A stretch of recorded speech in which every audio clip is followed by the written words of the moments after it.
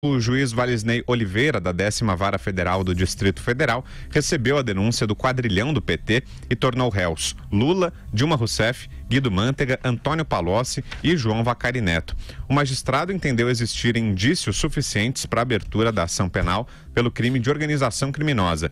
A denúncia foi apresentada no ano passado pelo então Procurador-Geral da República, Rodrigo Janot. Janot afirmou que a cúpula do PT recebeu 1 bilhão e 480 milhões de reais de propina em dinheiro desviado dos cofres públicos. Em março desse ano, o relator da Lava Jato, o ministro Edson Fachin, dividiu o processo e enviou a parte dos políticos sem foro privilegiado para a Justiça Federal do Distrito Federal prosseguir com o caso. Na denúncia, Janot ressalta que só no âmbito da Petrobras, o prejuízo gerado pelo esquema de corrupção foi de ao menos 29 bilhões de reais, conforme expressamente reconhecido pelo Tribunal de Contas da União. Mais uma aí para conta de Lula, de Palocci e de alguns velhos conhecidos aí da Justiça, né, professor? 29 bilhões, mas ao menos, quer dizer, esse é um negócio, eu não me conformo com os valores, sabe? É o PIB de muito país pequeno, ainda, países de menor expressão. 29 bilhões ao menos e só em uma denúncia. É um negócio assim inacreditável. Eu sempre digo que o PT é o organizador do maior desvio de recursos públicos da história da humanidade, não é exagero. Do Hammurabi, lá na Mesopotâmia, até o Lula em São Bernardo do Campo, né, que tem a sua Mesopotâmia, tem lá o rio Córrego dos Meninos e tal. O Lula é o maior ladrão da história. Não há um chefe de quadrilha com a potencialidade de assalto à coisa pública como o do Lula. É inacreditável. Agora, significa, vale destacar, que esse, só lembrando a quem nos assiste e quem nos ouve, que tem de lembrar o seguinte: uma coisa é o processo do sítio, que é outra coisa. Esse está na esfera lá do Paraná, da 13ª Vara Federal. Aqui é a 10ª Vara Federal do Distrito Federal. Aquele é o processo do sítio de Atibaia. Esse é o processo, então, que envolve o quadrilhão do PT. Veja que quando ele recebeu, agora vira ação penal, porque você tem um inquérito, né? E agora foi recebido e virou uma ação penal. Virando uma ação penal, ele é réu mais uma vez. Agora, o que diz o Vila, né? O que me impressiona é pensar no bilhão. O bilhão virou a moeda aí desse grupo. E como diz o Vila, não é exagero nenhum, é a maior ladroagem da história. Nunca houve alguma coisa parecida. A propina é medida em milhões, mas muitos milhões, a propina. E se você ofender alguma coisa abaixo de 1 milhão para qualquer desses ladrões, eles ficam ofendidos. Não vem falar em moeda de troco, em dinheiro de troco, não. Eles querem conversar sério. O bom é que aqui, também pra gente, eu quero ver o que os advogados do Lula vão fazer, os incompetentes, lá, que eles vão argumentar. O Moro não tem nada com isso, está fora dessa. Até a juíza também não tem nada com isso. Também o Valisney está na conspiração contra o Lula, e o Lula vai perguntar o quê? Então, eu sou ou não um dos envolvidos com a organização criminosa? Pode responder o juiz. E vai pegar mais uma pena, que boa e merecida. E aí, Zé Maria, boa noite. Boa noite, Zé. Muito boa noite a todos. Pois esse é o processo do chamado quadrilhão do PT. Quadrilhão do PT. Existem vários processos parecidos, quadrilhão do PMDB, o quadrilhão do PP, demonstrando que a corrupção no Brasil chegou a um ponto de endemia que assusta a todos, né? Inclusive o próprio judiciário está de cabelo em pé.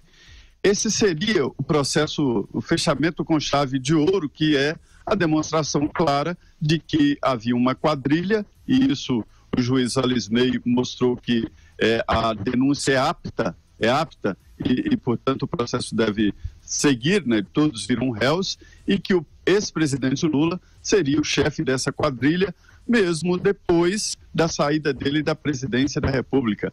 E aí a ex-presidente Dilma entra, que foi um poste dele, entra como uma cúmplice, né? Mas ele continuava mandando no governo. É um processo muito interessante que prova claramente que houve a prática de vários crimes, como corrupção ativa, corrupção passiva, lavagem de dinheiro e outros crimes. é uma das condições para definir a formação de quadrilha. A outra é a seguinte, é que cada um tenha o seu papel. E neste processo está lá descrito, como uma série de terror, né, toda a função de cada um.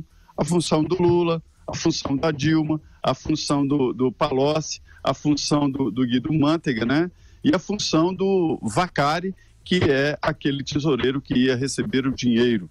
Então, assim, esse processo ele é exemplar porque configura realmente a formação de uma grande quadrilha.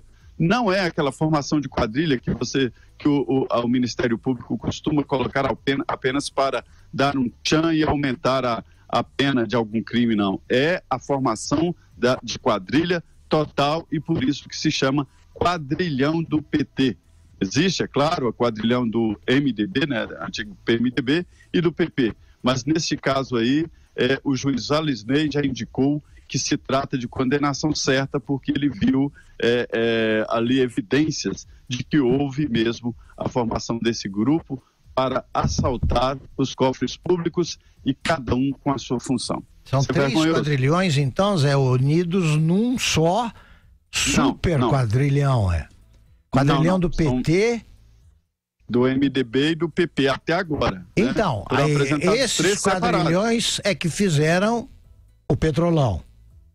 Exatamente, mas são processos separados. Porque cada quadrilha nesses aí tinha as suas funções. O presidente do PP seria o chefe dessa quadrilha do PP e cada um tinha a sua função específica.